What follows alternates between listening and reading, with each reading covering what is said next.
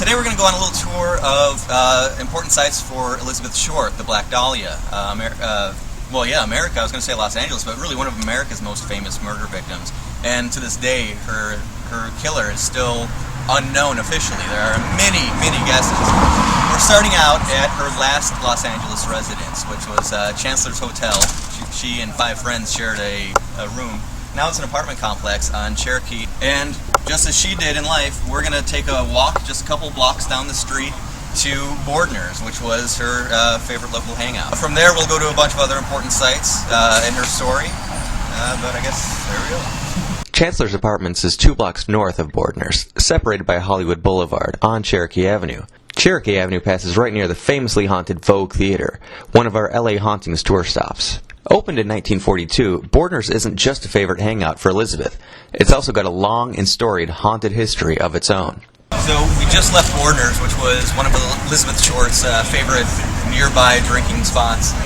It's funny, they've got this pamphlet that they hand out of all the famous people and what they drink there, and they just have beer next to Elizabeth's name. Got somebody else who mentioned that in addition to himself hearing disembodied voices, was told that there was a murder-suicide in the alley that's immediately next to it. It's an off-limits private alley right now, but apparently there strange photos are taken there, as well as just odd feelings. Mediums have come to investigate and have picked up on entities still present. One thing that we did learn today is that after closing, people hear a woman's voice singing in the women's bathroom, and that's where Connor is right now. She's doing an EVP session in the women's restroom. We'll see if she hears any family singing or can make any other kind of contact. Can you give me a sign that you're here with me?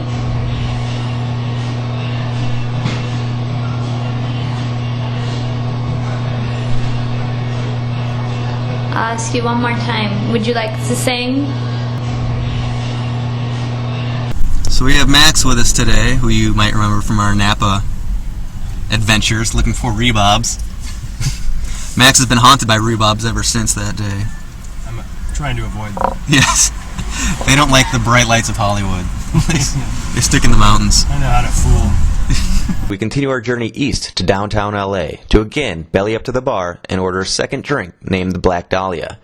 This time, we're at the Millennium Biltmore, the final place Elizabeth Short was seen alive, and also a favorite stop on our LA Hauntings bus tour. We're here in front of the Millennium Biltmore, which opened in 1923. It's housed several Oscar ceremonies, and anybody is here.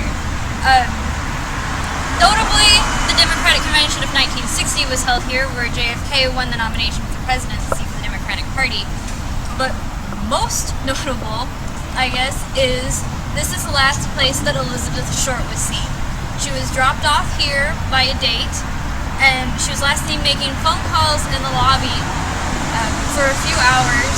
It's one of the most beautiful places I've ever seen in my life, quite frankly. We're shooting this in full spectrum, so we're getting visible light waves, infrared, and ultraviolet. So if there is anything beyond our field of vision, we hopefully will be able to get it. This is the lower lobby, which is where the original phone bank was, which is exactly the very last place Elizabeth Short was seen.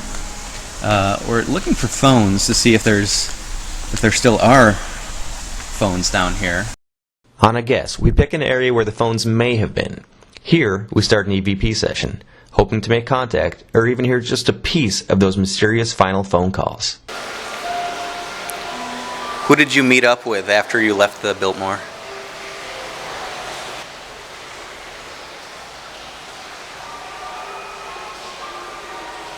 Again, there ended up being just too much environmental noise to allow us to do a serious investigation.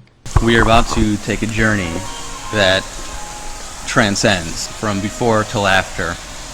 We'll be leaving the Biltmore momentarily and traveling the same path the killer took to where he dropped Elizabeth's body off after he had murdered her. We do not know where the murder took place.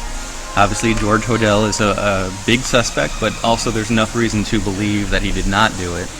Unfortunately, continuing the mystery. Before reaching the scene where Elizabeth's body was discovered, we cruise up to the Sowden House, one of the possible sites of her murder. Now we're in front of the Sowden House, which was built by Lloyd Wright, who was Frank Lloyd Wright's son. And at the time of the Black Dahlia murders, this was the home of George Hodel was actually one of the prime suspects at the time when the police were investigating it. His son wrote the Black Dahlia Adventure, which is his theory on that his father actually killed Elizabeth Short. We have an article up on whatsyourghoststory.com about the Sowden House. This house is built to look like a Mayan temple. It's all built in very elaborate stone artwork. Though it's far from a foregone conclusion that Elizabeth was murdered here, it was interesting to take this journey, possibly a walk in the killer's footsteps. And it's been really kind of a surreal and kind of fascinating experience. We started out with mesmerizing where she was last, her last place of residence in LA, and we went to where she would go and hang out, and they have a drink named the Black Dahlia there. And then we went to the last place she was seen alive. Where they also have a drink named Black Dahlia. And it's not the same drink. Probably one of the most graphic murders maybe even since Jack the Ripper, though. After the Biltmore, then to a possible murder site, and finally Lamert Park, a 6 or 7 mile drive due south. The site where Elizabeth's body was found, bisected, mutilated, and drained of blood. This is approximately, honestly, I've gotten chills right now actually just thinking about this. This is where Elizabeth Short's body was found.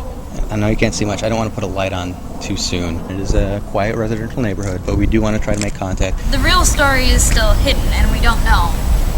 So we just want to know if we can get anything from you. Say whatever you need to, and you might have to scream to be heard, but we'll be listening. You can use our energy if you need to as well. 1, 2, 3. Our EVP session was brief, lasting only about 10 minutes and yielding no results.